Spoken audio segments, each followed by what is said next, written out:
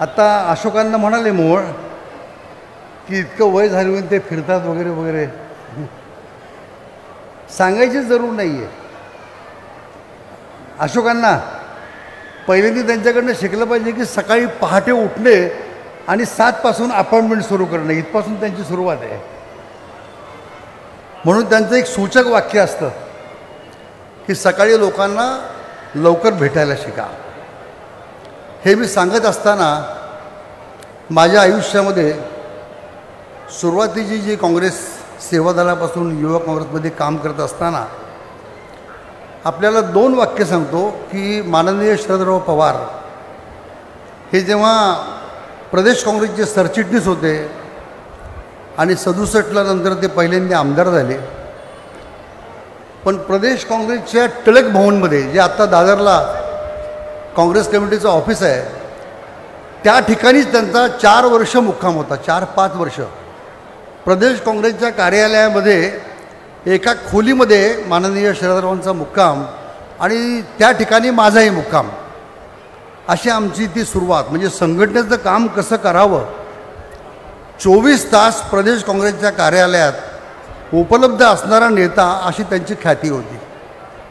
आणि तेव्हापासून आजपर्यंत ज्याला महाराष्ट्र पिंजून काढला असं आपण म्हणतो, म्हणजे हेलिकॉप्टरमध्ये त्यांच्याबरोबर फिरत असताना वरून ते प्रत्येक गाव, त्या ठिकाणचं वैशिष्ट्य, त्या ठिकाणचा नेता, त्या ठिकाणचा उद्योग, त्या ठिकाणची शिक्षण संस्था, त्या ठिकाणचं तीर्थक्षेत्र, त्या ठिकाणचं वैशिष्ट्य, त्या ठिकाणच्या सहकारी संस्था, हे वरून तुम्हाला आम्हाला सर्वांना समजावून सांगतात. इतकं स्वतःला प्रगल्भ त्यांनी केलेलं आहे. अफाट स्मरणशक्ती आहे. गावातल्या प्रत्येक शेवटच्या कार्यकर्त्याला ओळखण्याची क्षमता आहे. कार्यकर्त्यांचं संघटना कौशल्य आहे. महाराष्ट्राच्या जसं सामाजिक राजकीय स्थितीचा आढावा ते सहज घेऊ शकतात, त्याचप्रमाणे महाराष्ट्राच्या भौगोलिक, ऐतिहासिक, सामाजिक, औद्योगिक या सर्व क्षेत्राची प्रगती कशी करावी याचं सूत्ररूपानं चिंतन त्यांनी आयुष्यामध्ये केलं आणि अनेक गोष्टी त्या महाराष्ट्रामध्ये त्यांनी घडवून आणलेल्या आहेत. भाग्य त्यांचं, तुमचं, आमचं सर्वांचं की स्वर्गीय यशवंतराव चव्हाण साहेबांसारख्या अनेक उत्तुंग नेत्यांचा, वसंतराव नाईक असतील, वसंतदादा पाटील असतील, अशा अनेक उत्तुंग नेत्यांचा सहवास, सत्संग, मार्गदर्शन त्यांना मिळालेलं आहे.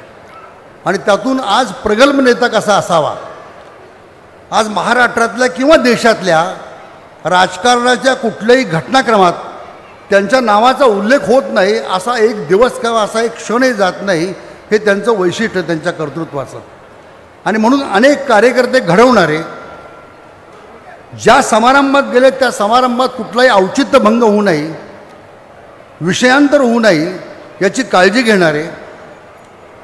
कारण आज आपण बघतो की कुठल्याही व्यासपीठावर आपण गेलो आहे, काय बोलतो आहे, कोणाशी बोलतो आहे, कोणत्या विषयावर बोलतो आहे, याचं भान सुटलेले अनेक नेते आज देशामध्ये, महाराष्ट्रामध्ये वावरताना दिसत आहेत.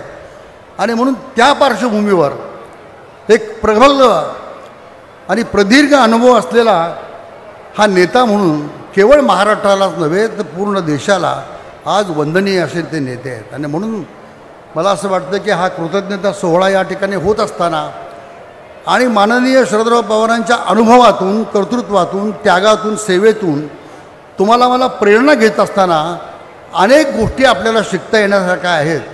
त्या शिकण्याचा आपण प्रयत्न करणं आणि मग कृतज्ञता व्यक्त करणं हे अधिक सोयीस्कर होईल, संयुक्तिक होईल असं मला वाटतं. मी त्यांचं अभिष्ट चिंतन करतो आणि महाराष्ट्र त्यांच्या सेवेचा आणि कर्तृत्वाचा कधीही विसर महाराष्ट्रामध्ये होणार नाही. महाराष्ट्र त्यांचा सदैव ऋणी राहील. त्यांचं अभिष्ट चिंतन करतो, त्यांना शुभेच्छा देतो. काका चव्हाण, त्यांच्या परिवाराला, त्यांच्या शिक्षण संस्थेला मनापासून धन्यवाद देतो आणि या ठिकाणी थांबतो.